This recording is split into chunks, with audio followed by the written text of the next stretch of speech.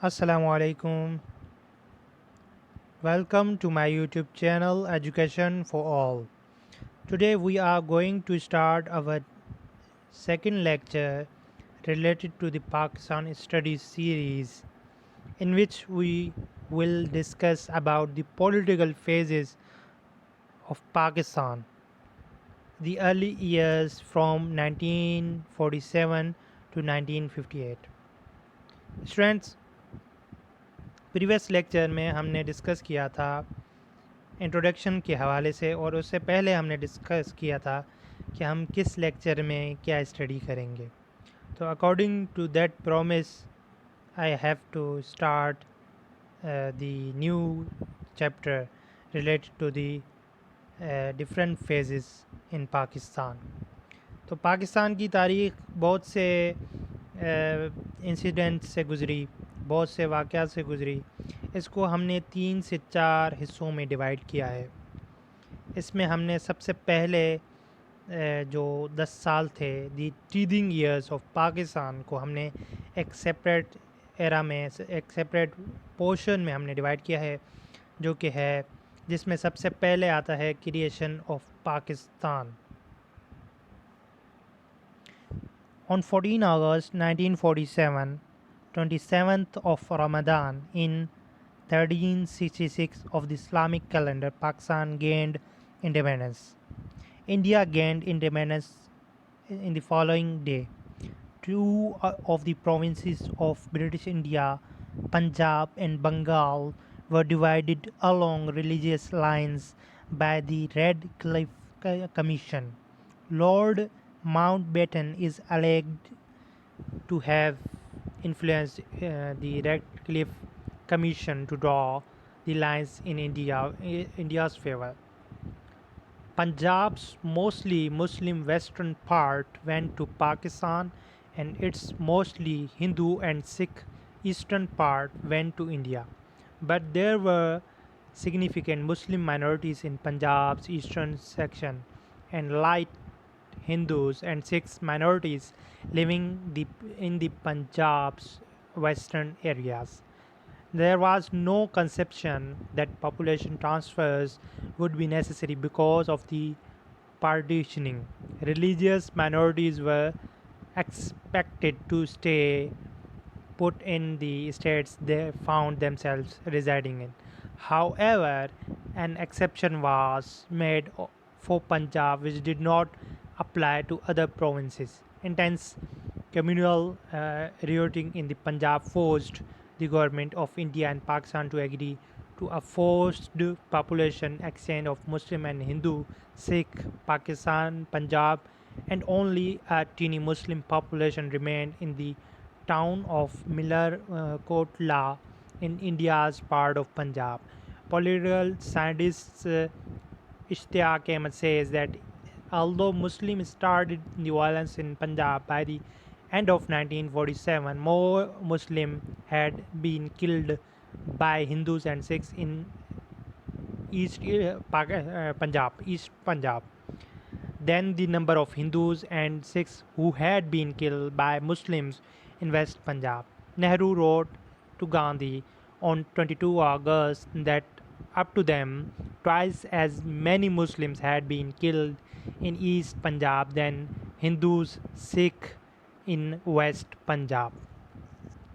तो नाज़रीन, ये बहुत ही ज़्यादा इंटरेस्टिंग स्टोरी है. जब पाकिस्तान मार्ज़ वजूद में आया, जिस दिन 14 अगस्त 1947 को, तो वो रमज़ान का माह था, जो कि एक मुक़द्दस महीना समझा जाता है. और 27 रमज़ान, जो कि एक शब कदर की दिन था, वो भी एक मोअज़्ज़ज़ और मुक़द्दस दिन है, जिस दिन कुरान पाक का नुज़ूल हुआ.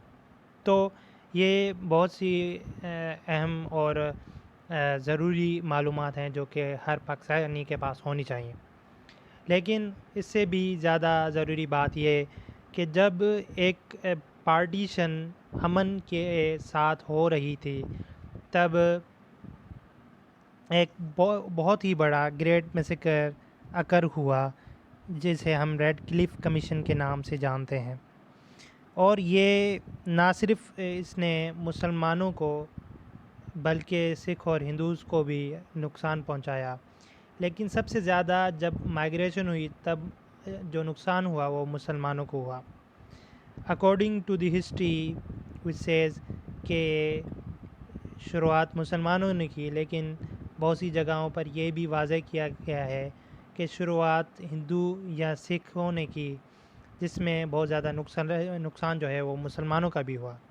اس میں نقصان دو طرفہ ہوا، لیکن سب سے زیادہ جو کہ جو نقصان کا باعث بنا وہ یہ تھا کہ آزادی سے پہلے ہی اگر لوگوں کو بتا دیا جاتا، اگر لوگوں کو یہ بات معلوم ہو جاتی کہ ہمیں کہاں پر جانا ہے، ہم پنجاب کے لوگوں کو اگر یہ معلوم ہوتا کہ لائن کہاں ڈرا ہوگی اور ہمیں اس پار یا اس پار رہنا ہے، تو بہت پہلے ہی لوگ مائگریٹ کر چکے ہوتے۔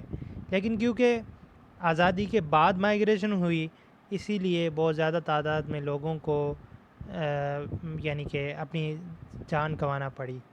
اور اگر یہ پہلے سے ڈیسائیڈ کر دیا جاتا کہ کس کو کہاں پر رہنا ہے، یعنی کہ مسلم میجورٹی یعنی کہاں پر ہوگی، مسلم مائنورٹی کہاں پر ہوگی، سکھ کہاں پر یعنی کہ ان کی میجورٹی ہوگی، ہندوز کہاں پر ہوں گے، تو یہ ڈیسائیڈ ہو جاتا۔ اور یہ ڈیسائیڈ ہو چکا تھا، لیکن اسے ڈیلے کر دیا گیا تھا۔ ڈیلے کرنے کی ریزن ابھی تک مکمل طور پہ نہیں بتائی گئی، لیکن ہسٹری ہمیں یہ بتاتی ہے کہ یہ ڈیلے جان بوجھ کر کیا گیا تاکہ گریٹ میسیکر ہو، اور اس گریٹ میسیکر کے نتیجے میں ایک جو نفرت کی فضا قائم ہوئی وہ بہت سالوں تک قائم رہی۔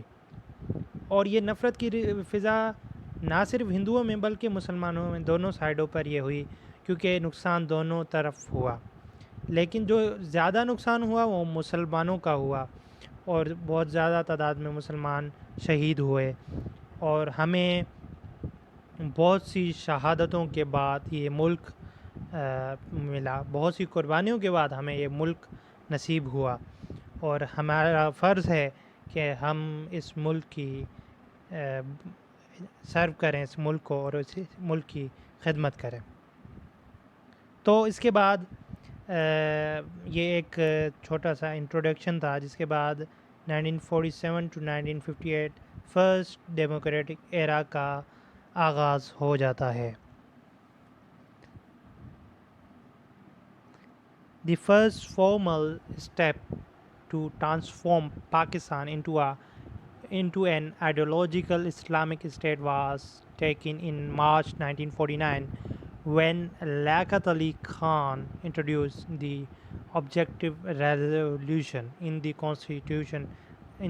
Constituent Assembly. ناظرین، یہ ایک بہت ہی امپورٹنٹ ایم سی کیوز بھی ہے، اگر آپ اس کو نوٹ کر لیں تو آبجیکٹیو ریزولوشن جو ہے اس کے لیے جو قرارداد کانسٹیٹیوئنٹ اسمبلی میں ڈرائیو کی گئی وہ تھی مارچ 1949 میں، اور یہ کس نے کی؟ لیاقت علی خان نے۔ Now when objective resolution passed from the Constituent Assembly, the objective resolution declared that sovereignty over the entire universe belongs to Almighty Allah, which clearly showed us two familiar things from the objective resolution. One thing which is opted in the Constitution of Pakistan 1973. Students, اگر آپ میری اس بات کو further analyse کرنا چاہتے ہیں تو آپ کے لیے میں ریکمینڈ کروں گا کہ آپ میری کانسٹیٹیوشن آف پاکستان کے حوالے سے کی جانے والی ایک سیریز بنائی جو میں نے، اسے آپ ضرور دیکھیں۔ اس میں یہ کلیئرلی مینشن ہے کہ سوورنٹی بلانگس ٹو آلمائٹی اللہ۔ تو یہاں پر دو الگ جگہوں پر ایک ہی بات کی جا رہی ہے۔ آبجیکٹو ریزولوشن میں بھی کہا گیا ہے کہ حاکمیت اللہ تعالیٰ کی ہوگی، اور اس کے بعد جب 3 کانسٹیٹیوشن پاکستان میں بنے، جس میں لاسٹ کانسٹیٹیوشن جو بنا، جو کہ ابھی تک ایگزسٹ کر رہا ہے پاکستان میں، اس میں یہ بات کلیئرلی مینشن ہے پریمبل میں کہ حاکمیت اللہ تعالیٰ کی ہوگی۔